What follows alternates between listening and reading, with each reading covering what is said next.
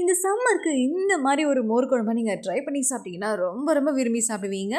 பூண்டா வச்சு ஒரு மோர் குழம்பு இது ஸ்நாக்ஸாகவும் சாப்பிடலாம், கிரேவிக்கும் ஆட் பண்ணலாம். எப்படி போல பார்க்கலாம் வாங்க. உளுந்து ஒரு 1 ஹவருக்கு நல்லா ஊற வச்சுட்டு கிரைண்டரில் ஆட்டிட்டு அதை ஒரு பவுலுக்கு ட்ரான்ஸ்ஃபர் பண்ணிவிட்டு ஒரு 1 ஹவருக்கு ஃப்ரிட்ஜில் வச்சு நல்லா செட் பண்ணிக்கோங்க.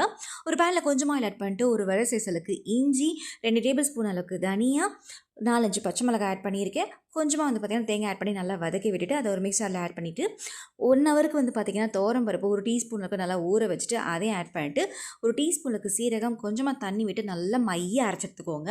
அதே பேனில் இன்னும் கொஞ்சம் ஆயில் ஆட் பண்ணிட்டு கடுகு, சீரகம், காஞ்ச மிளகாய், ஒரு சின்ன சைஸலுக்கு ஆனியன் ஆட் பண்ணி நல்லா வதக்கி விட்டுட்டு நம்ம அரைச்சி வச்சிருந்த பேஸ்ட்டு அதை ஆட் பண்ணி தேவையான தண்ணி, கொஞ்சமாக மஞ்சள் தூள், இதுக்கு தேவையான சால்ட் ஆட் பண்ணிட்டு ஹை ஃப்ளேமில் நல்லா கொதி விட்டுக்கோங்க.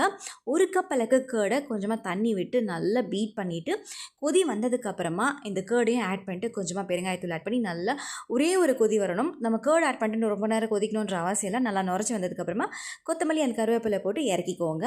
நம்ம 1 ஹவர் ரெஸ்ட் பண்ணி வச்சுருக்க அந்த மாவில் கொஞ்சமாக வந்து பார்த்திங்கன்னா பச்சை மிளகாய், கருவேப்பிலை அண்ட் கொத்தமல்லி ஆட் பண்ணியிருக்கேன். இதுக்கு தேவையான சால்ட் ஆட் பண்ணிட்டு நல்லா மிக்ஸ் பண்ணி விட்டுட்டு ஆயில் ஹீட் ஆனதுக்கப்புறமா குட்டி குட்டி பூண்டாவை நல்லா போட்டுட்டு நல்லா ஃப்ரை பண்ணி எடுத்துகிட்டு நம்ம கொதிக்க வச்சுருந்த இறக்கி வச்சுருந்த அந்த தயிர் குழம்போட ஆட் பண்ணி ஒரு 10 நிமிஷம் நல்லா சோக் பண்ணிவிட்டு நல்லா சுடு சுடு சதத்தோடு நல்லா சர்வ் பண்ணி சாப்பிட்டிங்கன்னா ரொம்ப ரொம்ப அட்டகாசமாக இருக்கும் உங்களுக்கு.